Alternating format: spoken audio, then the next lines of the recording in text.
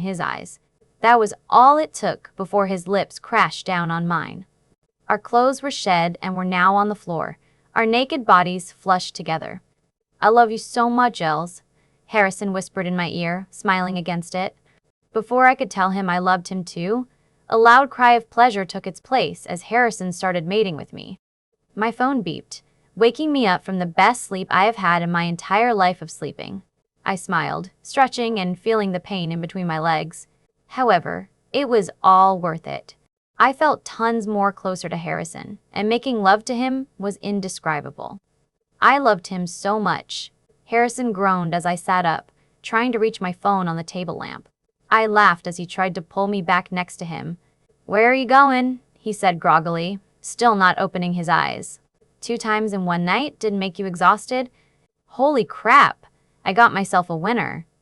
"Shut up!" I squeaked, feeling the blood rush up my neck and into my cheeks.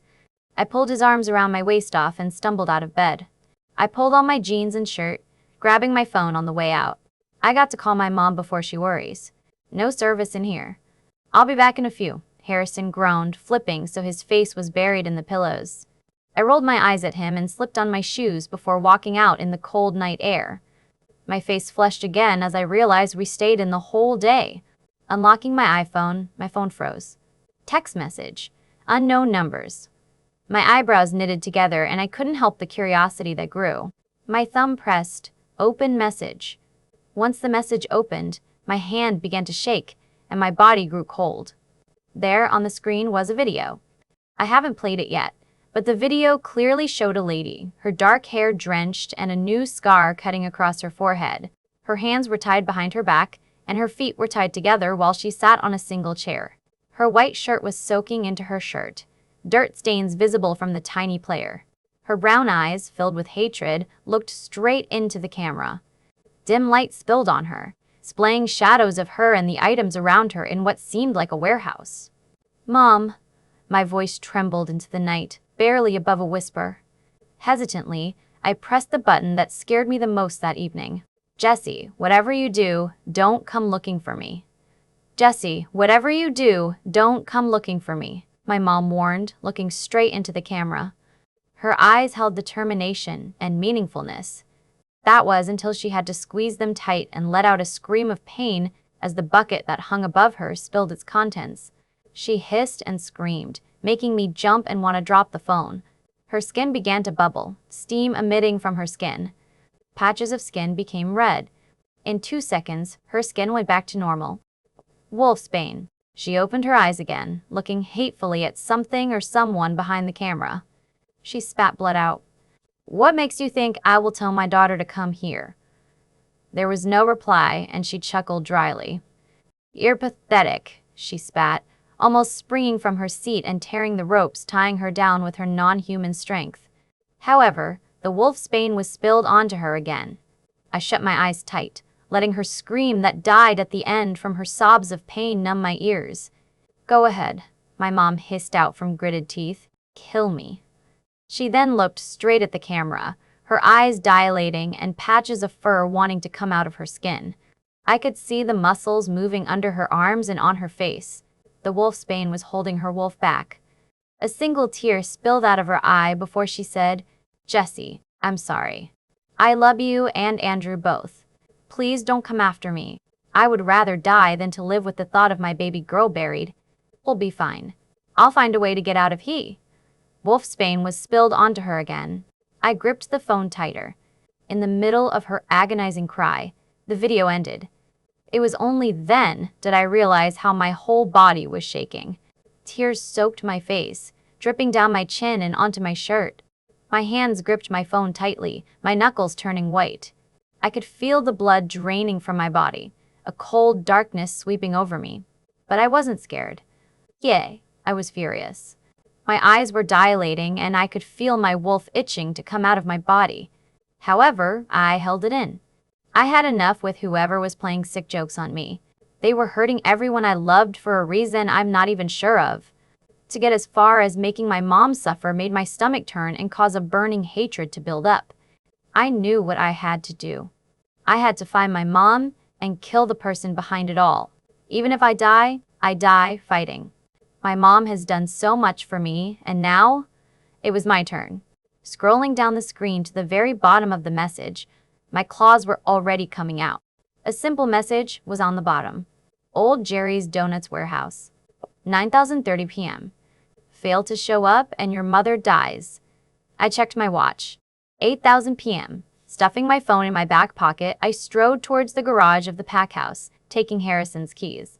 Opening their secret cabinets, I stuffed a gun that shot bullets coated with wolfsbane, 3 grenades, and a silver long dagger that was coated with wolfsbane into the trunk of the Avalon Pack's backup car.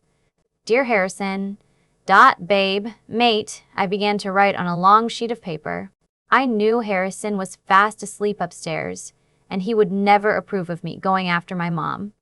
He would keep me bound up like some weak person and do the job for me. However, this was a job only I could do. I felt a traitor tear spill from my eyes, and soon, more came after. I wiped them away, sobbing quietly. I returned my shaking hand to the paper. This is either a see you later, or I'll come back soon. No goodbyes intended. I don't feel this is the end for us. Please don't try to look for me. I will explain everything. If I come back, and if I don't, then I'm truly sorry. And I know you're probably going to be that selfish, idiotic moron you are, and come and look for me. I'm not going to stop you. But please let me do this by myself. My mom's in trouble, and it's my turn to be independent and stop relying on you. Just know, if I don't come back, it's not your fault, it's mine. But don't hold on to the thought of that. I will come back. Thank you so much for teaching me the true meaning of love, of weakness, of pain, of laughter, of a best friend, of sadness, just everything. But most of all, thank you so much for showing me the true meaning of happiness. And you're my happiness. I love you so much. Or perhaps, I love you so much. You gave me everything that no one else could. I decided to end there. My face was again drenched in tears. I couldn't bear the thought of dying. But in a situation like this, there is a 50% chance I won't be coming back. The thought of Harrison's pain alone was unbearable. I kissed the paper, clutching it to my heart before leaving it in the key bowl. I love you, I whispered, before climbing into the car and driving off. Harrison wouldn't hear me. He was fast asleep. When a wolf is asleep, their senses are dimmed. For once, I was thankful Harrison didn't follow me, or the same incident as before would have happened. I cringed at the memory. 9:20 p.m. The road to the warehouse was empty. This part of town has been the less crowded. Usually, this was the best place to put annual carnivals because it was so open, and not many civilization was put within a 10-mile radius. The old Jerry's Donuts warehouse was once here, but had closed down about 20 years ago. The warehouse was torn down, the paint peeling off the walls. Some letter of the name had fallen, so now it read, Odd Airs DNT. I parked about a mile down from the warehouse. Therefore, whoever this darkness angel was, couldn't hear my car as I arrived. I hid behind a bush, my whole body sweating from the nervousness of them all. I eyed the warehouse cautiously, and flinched as I saw movement from behind a window and a light turning on. I strapped on my belt, stuffing the 3 wolfsbane grenades and the silver dagger into the pockets. I stuck the gun in the waistband of my jeans and under my shirt, feeling the cool metal against my hot skin. As I thought of how to approach and tried to devise a plan in my head, I heard not 1, but 2 screams of pain. My eyes widened in horror as I froze in place. Who could the second person be? It sounded like a female scream. Aunt Kara? Amanda?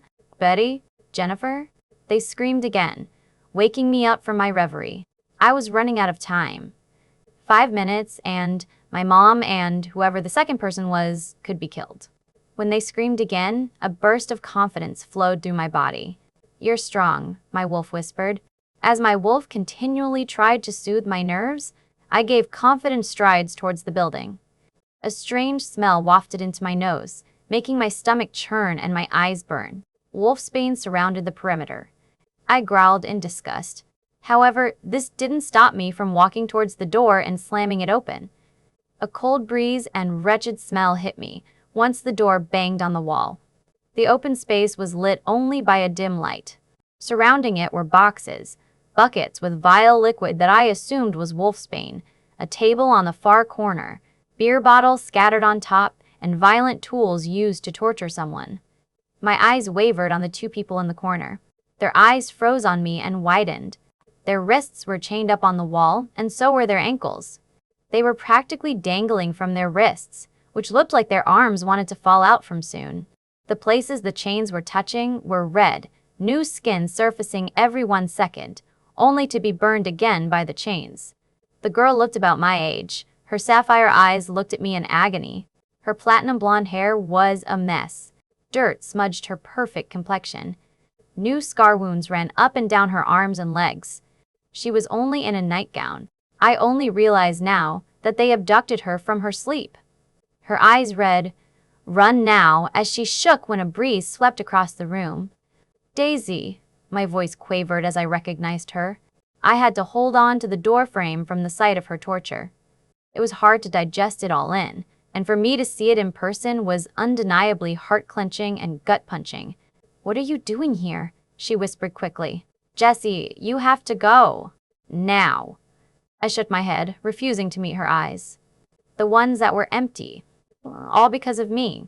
"Jessie, baby," my mom said in a hushed whisper. "Please leave." My mom still looked the same as on the video, except now, her scar on her forehead had healed. To see her suffering for me brought tears to my eyes. None of these girls deserved it. I should be the ones in their places. It's me that they wanted, not them. "No," I said, striding forward and ignoring their protests. "You guys don't deserve this. You don't understand, Jessie," Daisy urged. "You need to leave." As I touched Daisy's chains to try and break them, I flinched back and hissed in pain.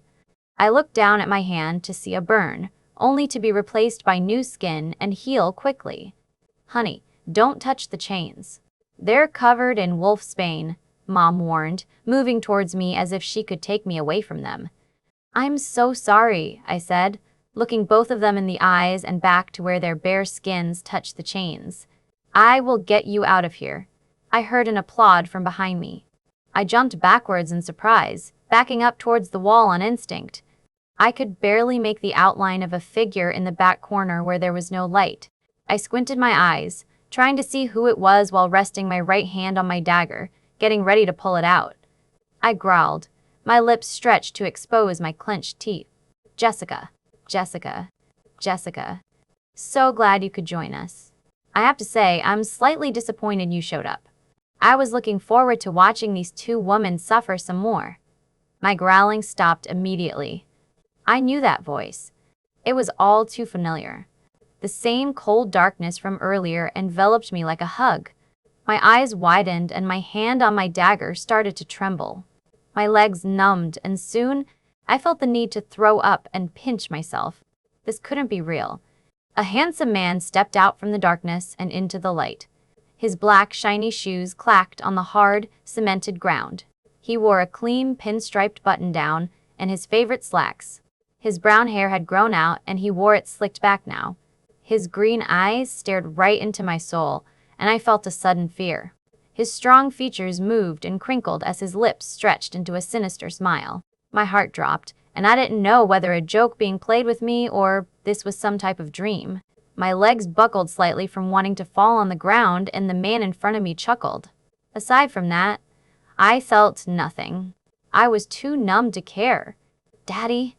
My voice came out as a whisper. He waved off the name I called him for years, even after he kicked me out of his house.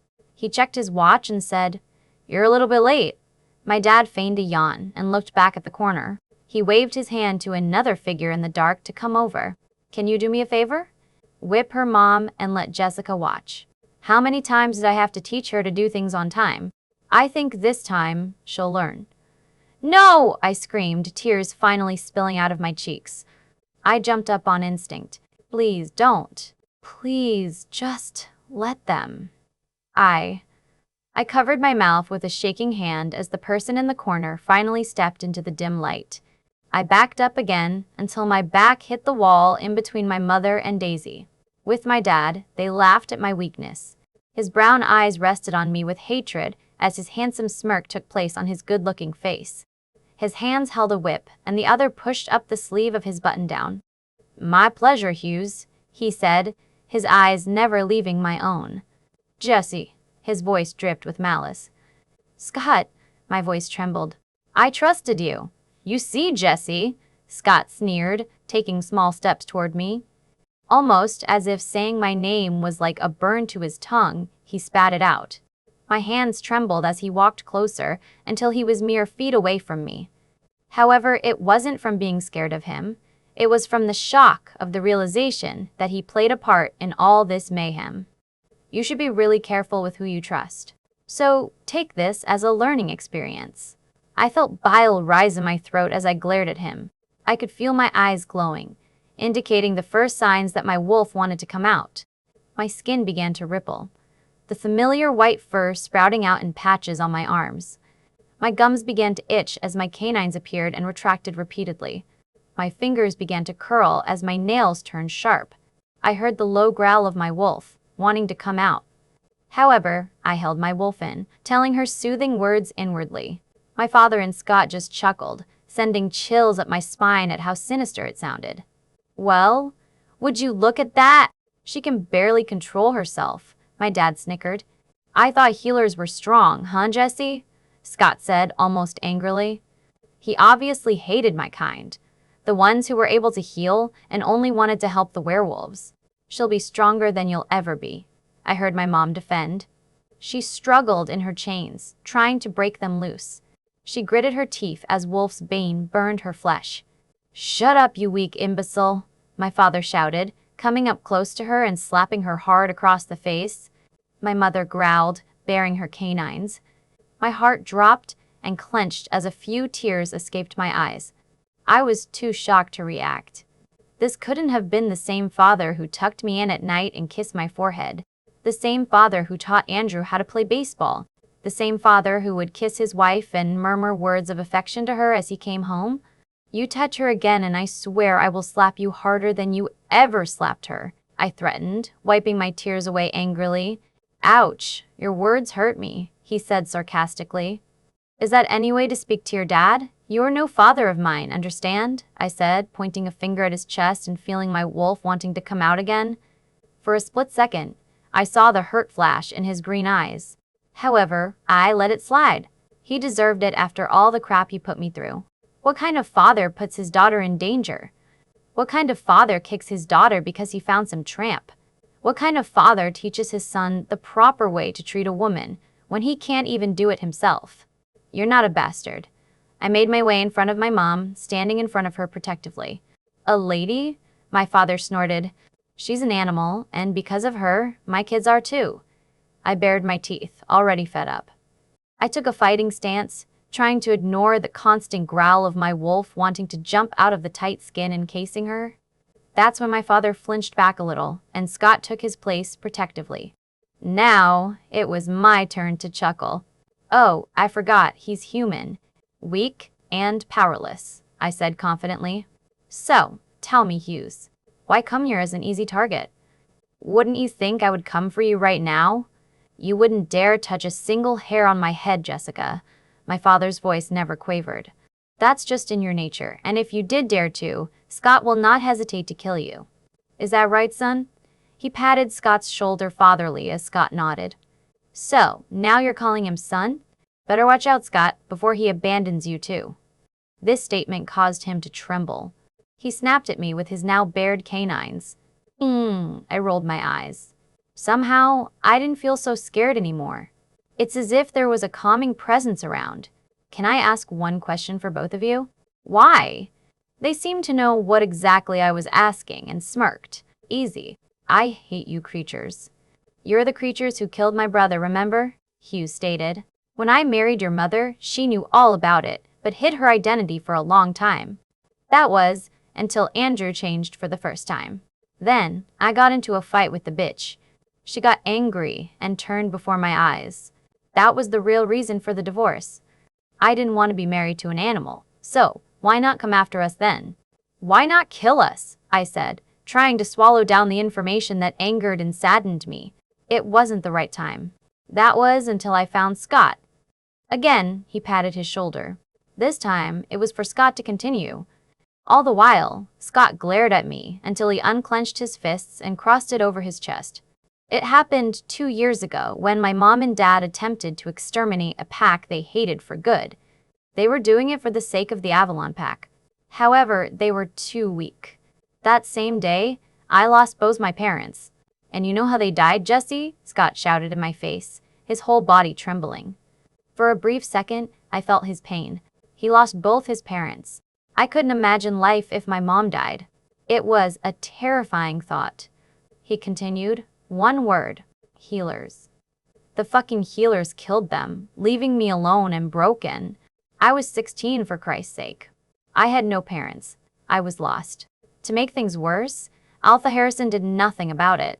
All he did was tell me to calm down, and that he would find a way to abolish healers for good, but going for the kill wasn't smart enough. We'd only get ourselves killed. They're too strong. We need to think about this first, he said, quoting Harrison's words. Then he looked away angrily. That was my last straw with him. For a couple of months, I was rebellious towards him, always demanding for what he came up with for revenge. As always, I'd cowered down. Although I was beta, he was alpha. I was angry. Yeah, I was depressed. I was lonely. That was, until I turned 17 and she walked in on our lives. She came from a totally different pack which was just recently exterminated. When we locked eyes, I knew the connection. She was my mate, but she rejected me. He said this with pain clear in his voice. I cringed, knowing how it felt to realize who your mate was. Nevertheless, feeling rejected was the part I know I'll never go through. Who's your mate? I asked quietly, not being able to hold my curiosity any further. Why don't you ask the bitch chained to the wall right now? Scott spat, his eyes beginning to water. He looked away, not wanting to meet the eyes of the girl chained up to my right. My mouth flew open. Daisy? I could see the tears spilling out of her eyes onto her cheek. You know, Scott, I loved you. I really did. But I never knew you'd physically harm me. Who'd have that to their mate? She said, gesturing to her body. All the while, Scott never met her eyes. However, I could sense his weakness. All I did was refuse the idea of killing Alpha Harrison. Scott, that's all I did. You completely went mad. You said I was weak, but forgive me for showing respect to someone who has welcomed me to their pack. I left you, and 2 months after, on your 18th birthday, I came over to wish you a happy birthday, only to see you with Hughes. I knew something was wrong, and I was right. You were planning to kill Alpha Harrison so you could step up in his spot, she said, her sapphire eyes blazing with anger. I could see her wolf wanting to come out, but quickly stayed safe in the confinement of her skin when she smelt wolf's bane. Then you kidnapped me, afraid I was going to tell someone and punished me for it. Shut up, you animal, Hughes snapped, gesturing to Scott to let him finish. Scott cleared his throat before saying, I learned how to shut down all my feelings, Jesse. That's worse than feeling nothing at all, but better than feeling the pain. Along with that, I learned how to shut down the connection to my pack. And because of that, I had the strength to kill the alpha and the healers. This is all thanks to Hughes, of course. He found me and took me in. I owe him my respect. I felt my blood run ice cold. Garrison dead? I couldn't even imagine it. Just the thought of it made my wolf howl in agony, and my heart clenched tight. A snarl rippled in my chest. Hughes chuckled and said, We forgot, son, that it's the bitch's mate. Did my father just call me a bitch? What makes you think Hughes isn't gonna kill you after he kills all of us? I snarled at Scott for being so stupid. I mean, you are part of what he hates most of all. I saw nervousness flash in Hughes's eyes before Scott turned to look back at him. He smirked at me, as if I was the stupid one. You wouldn't. I'm his son. Enough with the chit-chat. Hughes sighed, obviously irritated. She's just trying to buy some time to figure out a plan. Whip her mom and Blondie. Afterwards, kill Jessica. He started to walk away, back into the darkness. No, my mom cried. Jesse, run! Just as Scott picked up the whip that had fallen onto the ground, I snapped. Don't you dare touch any of them. He smirked again. Picking up the whip, and just as he was about to whip my mom, I grabbed my gun. The bullet hit his shoulder. I watched as he fell to the ground, the blood seeping in between his fingers. Silver bullet and wolfsbane. They weren't the only ones with weapons. That should keep him down for a long time. I put the gun back in my waistband. I turned to my mother to figure out a way to escape, when a hand clamped my mouth shut and a blade was put at my throat. I could smell the wolf's bane as it slightly burnt my throat. "That was very bad of you, Jessica," Hughes seethed. "What makes you think I can't take you here right now?" "You're just a human," I snapped back. "Oh, Jessie, Jessie, Jessie. You really are a poor wolf. You can't see the hunters that are hidden in the dark?" I adjusted my eyesight and sure enough, I could see them all, clutching rifles and knives. Wow, this wolfsbane really does mess with wolves. All of a sudden, heavy footsteps fell into the room. Low growls filled the air. Soon my nostrils sniffed the air, and the calm presence that wrapped around me earlier made sense. Harrison was here. And they were going to kill him. Yeah, I just knew it. Not only was Harrison here, but everyone else. The Crescent and Raven pack, including my brother, stood before me. They snarled and growled, baring their canines. All of their eyes dilated into a dark black. "Isn't this a sight?" Hughes chuckled, tightening his hold on me, the Crescent and Raven pack actually standing together. "You know, Scott told me so much about you people. Or shall I say, animals. Let me just say, good luck. You just fell into my trap." Just as he pressed the blade into my skin and Harrison's growl ripped in the air, one of the hunters shot a bullet towards Perry, who leaned back due to his fast reflexes. That was all it took for the war to start. They shifted, clothes ripping and falling to the damp groan. Snarls rippled in the air and a howl from both Brian and Harrison, telling them to start the fight. I watched as two wolves threw two hunters to the wall, watching them fall to the ground in a heap. "You're coming with me," Hughes huffed, pulling my struggling body along. When he pressed the blade deeper, I whimpered. Until a platinum-colored wolf swept in from the side and nudged Hughes out of the way. Its sapphire eyes met mine before she nodded at the fighting crowd. "Shift," Daisy stated simply through the mind link before helping Betty tear the chains off of my mother. I shifted, my white fur taking over my whole body. I began running towards a hunter with graying hair as it focused, its gun at Harrison. I jumped over the crates, snapping at his side hard enough so he fell to the ground and won't get back up again. "Thanks, Els," I heard Harrison say in my mind. "Why are you here and how did you find me?" I said, growling as I pushed a hunter off Clark's back and threw the spear a hunter was about to throw at Sam. "I specifically told you not to come. I'm your mate and the mark you're wearing helped me find you. So shut up, because I couldn't live with myself if you were buried underground," he grunted as a blade grazed his skin. He snapped at the hunter before nipping at its shoulder. That's how it went for about 5 minutes. 10 wolves against 100 hunters. About 20 were dead, majority unconscious, and the left fighting for what they believed was right. The wolves had minor injuries and, thankfully, no bullets were shot at anyone. That was, until the shot rang through the air and a feminine wolf cried out in pain. "Betty." I threw the hunter off me as I watched her wolf fall to the ground before weakly getting up. She snapped the last chain off my mom before throwing an oncoming hunter out of the way. Harrison growled angrily and killed the hunter who had shot his sister. Before my mom could change into her wolf form, Hughes appeared out of nowhere, tackling my mom to the ground with him on top. I started running towards her when Hughes picked up his dagger ready to plunge it into my mother's heart when a searing pain took over in my shoulder. With teary eyes, I saw Andrew fly over my mom and threw Hughes to a nearby wall, hearing a sickening crack sound. However, I squeezed my eyes shut and tried to run when the searing pain in my shoulder got worse. Someone stabbed me. I heard Brian, Harrison, and Andrew growl at the same time before they all came running to me to help. I fell as 2 hunters tried to push me into a crated box. Another one came, and then another. I stopped struggling as another piercing sound struck the air and watched horridly as Andrew fell to the ground with a whimper. Then, I snapped at the hunter that was in front and bit into his leg, liking the sound of his cry. I threw him off. Another one was thrown off of me as I shook my body angrily.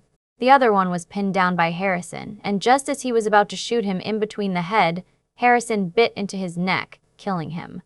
I felt the spear on my shoulder get pulled out immediately before it plunged into Brian's side. I turned my head to the hunter, hearing Brian's howl, and immediately killed him with my teeth. I felt the warm blood stick to my white fur and shook. My first kill. I wasn't in shock long before I heard another shot and Nell's cry of pain. Jennifer and Perry killed that hunter immediately. As one of the remaining hunters went to kill Jennifer, Daisy stopped in with James to finish him off. The remaining hunters ran away, seeing as they were weak and outnumbered in strength. Everyone shifted into their human forms, groaning in pain as they did so. I felt the pain in my shoulder and squeezed my eyes shut as I left my hand heal the wound. Harrison came over to me, pulling a big shirt over my head to cover my body. He put his arm around my waist and pulled me towards the group. Everyone was helping each other fix their wounds. Everyone was weak. Those who were infected by wolfsbane were pale. Each one of us were covered in dirt and blood. When we get back, Jessie will heal all of you. As you can see, she's a healer. Harrison said to the group, I refuse any one of you to kill her or to touch her, understand? Why would we? Nell said, struggling to take the bullet out from his shoulder. Sure, we hate healers, but Jessie proved us wrong. I'm pretty sure we'll all accept the healers. We need them, Harrison. The whole group nodded and turned to my mom, whose sobs grew louder. I'm so sorry, baby, she said to Andrew, trying to pull out the bullet on his leg. He grunted in pain and stopped her fumbling hands. We'll have to clean our wounds at home, where it's less likely to infect us some more, Andrew said. But, in the meantime, I'm sorry, Jessie. For what? I questioned. I should be the one sorry.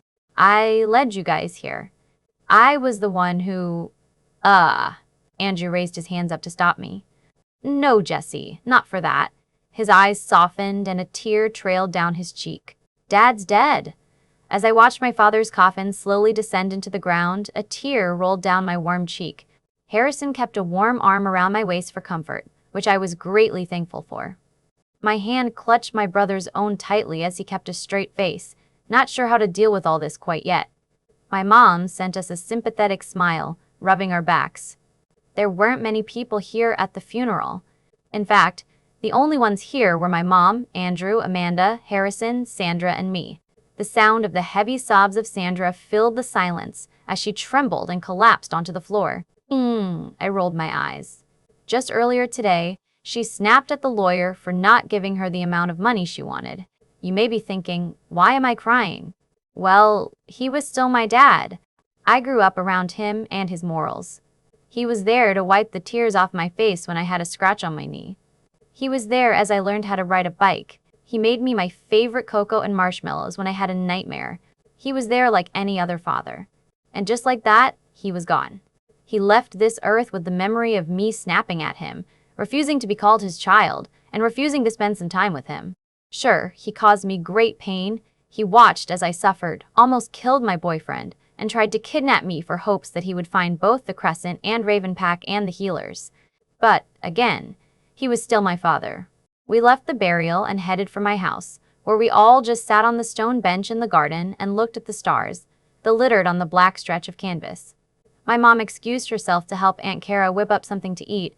Harrison and Amanda went inside for a bit to give Andrew and I some alone time. How's the pack? Andrew asked, his voice loud in the silence. Good, actually. I was strong enough to heal the wounds just a bit, but Wolf's Bane still infected it. Other than that, it won't be too serious.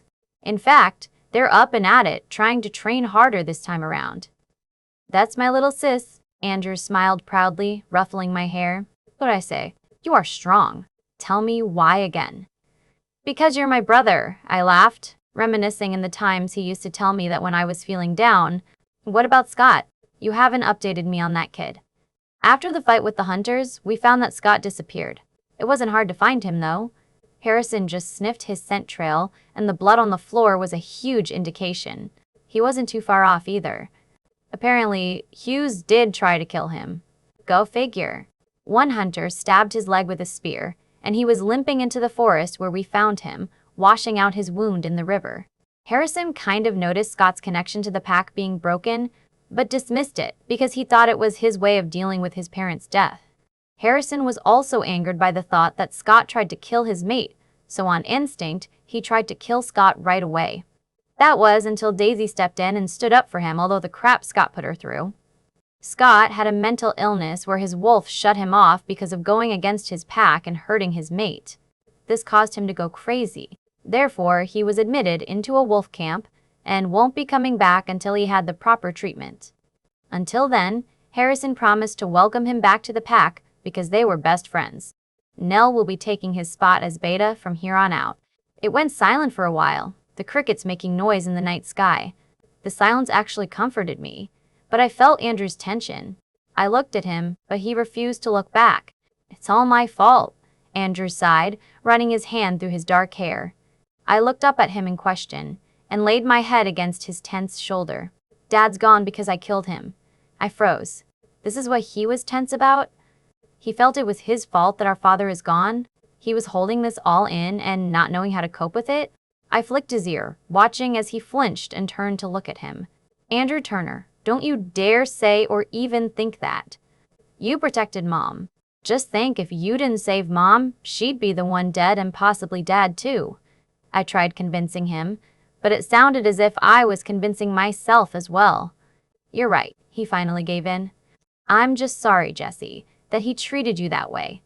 Again, the silence engulfed us before he cleared his throat and threw an arm around my shoulder, trying to change the topic. So, my sister being a healer, isn't that exciting? It has its ups and downs. The thing that sucks is I have no background. I can't even train properly. I don't have any sources. For example, I can't just heighten my senses like regular wolves. I can't shift like regular wolves.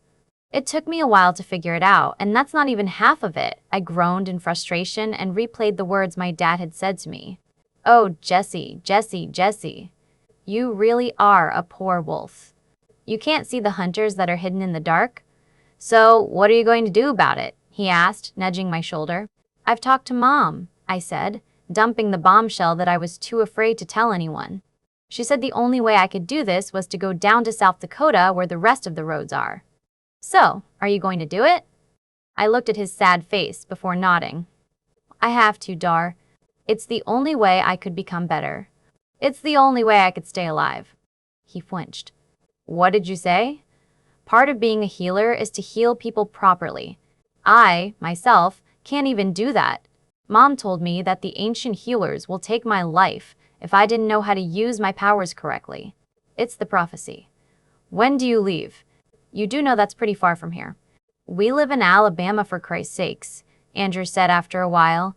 I could tell he was trying to digest all of this. Did you tell Harrison? In a week. And no, I haven't told Harrison. Tell me what? Harrison jogged up to me, hugging me from behind. He kissed his mark before pecking me on the lips. I felt my whole body tingle, and the pit of my stomach began to flutter as happiness swelled up in me. Fire ignited where his lips touched my skin and where his arms were wrapped around my stomach. He sat down beside me when Andrew made up some lame excuse to help Amanda with something. He smiled that gorgeous smile at me and nuzzled his face into my neck and bringing me in for a hug. I'm sorry about your dad, babe. I don't know how to respond to that, I said as I caressed his face in my hands. It's okay. I didn't know how either when my mom passed. He quickly shook off the sadness that hid in his eyes before turning to me again. So, what was it you were going to tell me? I looked into his beautiful blue eyes that I came to memorize before smiling sadly at him. Remember how I told you that I was finding it hard to be a healer? How I needed help from my own species? He nodded, his smile faltering a bit. I felt my heart clench. Well, I talked to my mom about it, and she suggested I live with my family at South Dakota for a while. I need this, Harrison. I needed to become stronger, to put my powers to use. I left out the part about the dying because I don't think he could cope with it. So then, I'll come with you, he said, standing up and looking at the moon. I'll go with you, and we could live in South Dakota for as long as you need and come back. Harrison, I don't want you to come with me, I said quietly, but I know he heard me. He snapped his face at me, and I could tell he was hurting in the inside. He refused to show it as his eyes grew an ice-cold blue. What do you mean you don't want me to come with you? I'm your mate. Harrison, you're an alpha. You can't just walk away from your pack. They need you. You can't. So what? So what? Nell can step up and be alpha. Harrison tried to reason with me. just until we come back. I dropped my smile and stood in front of him, looking at him seriously. You can't come with me. You're my mate, Harrison said angrily, his voice rising just a bit. I don't care if my position. I don't care if I'm not in a pack when I go there. I don't care if I'm surrounded by healers. I just want you. You're my mate. I felt my heart breaking at my next words, knowing it was going to break his heart as well. However, I couldn't be selfish with him. I mean, I could let him follow me. I could let him drop his alpha duty just for my benefit. Because I loved him and the pack. Leaving him here was the best thing to do. Just by the way he was standing, I knew he wasn't going to stand down until I agreed for him to come with me. So, I did what I had to do. Harrison's POV. Harrison, this can't work between us, Jessie said. A single tear rolled off her cheek. Her words hit me like a wave, almost making me tumble to the ground. She looked serious, her green eyes calculating my every move. Every word that was said felt like a blow to my stomach. My heart felt like she was squeezing it herself. I clenched my fists, trying to ignore the pain that was growing inside me, trying to ignore my wolf's cry. My vision blurred as tears built up in my eyes. Harrison, she said softly, trying to gain my attention. I love you, I said between clenched teeth. I punched the stone bench as hard as I could, my werewolf strength leaving a crack. My eyes blazed from my own anger. He was leaving me. She didn't even care to give it a chance. I knew I'd stay faithful even if she was miles away. But she didn't give me a chance. Would if she found someone else when she was there? Would if she married him and had kids with him? I felt my wolf howl in agony at the thought, and a low growl erupted from my chest. I marked you. My voice began to falter. Doesn't that mean anything to you? Don't you love me? I do love you, but we aren't going to work out, Harrison. There it was again, the blow to my stomach and the same clench to my aching heart. I turned away, feeling a tear trickle down my cheek. Suddenly, I was angry. Bullshit, I said, not turning to face her again. I felt my hands clench into fists as I walked away. If you loved me, you'd give it a chance. Have fun in South Dakota, Jessica, I said bitterly. I felt her flinch as I used her full name. I ignored my wolf as I got into my car. He was howling at me to gather his mate in his arms, knowing she was crying as well. He wanted me to go back there to remind her the love that they shared. But I refused it. I growled at him back, letting him know she didn't care for us anymore. As I entered the pack house, both packs were there. They abruptly stopped their laughter and conversations as they heard me slam the front door in rage. I stood there as they took in my red-rimmed eyes and the tear streaks on my cheeks. Yes, move, I ordered. Someone tapped me on the shoulder as I made my way in between the crowd, but I growled. Touch me again and you will lose a fucking finger. I locked the door to my room once I got in. I put my back against the door, slowly sliding to the floor as my chest ached at the thought of Jessie. Quickly standing up in another fit of rage, I grabbed everything on my side of the room, throwing it across to the other wall. I let out my growl of pain and a frustrated groan, pulling on my hair. Harrison, I heard Betty call from the other side, knocking on the door softly. Open up. Fuck off, Betty, I commanded. I could already tell my statement hurt her, as I heard her soft footsteps patter down the staircase and the soft murmurs of both packs. The silence that came next was worse than hearing nothing at all. My wolf wasn't even howling anymore, nor was he growling. He stayed silent and I knew he was just as hurt as I was. I felt my anger diminish, but it was better than what I was feeling now.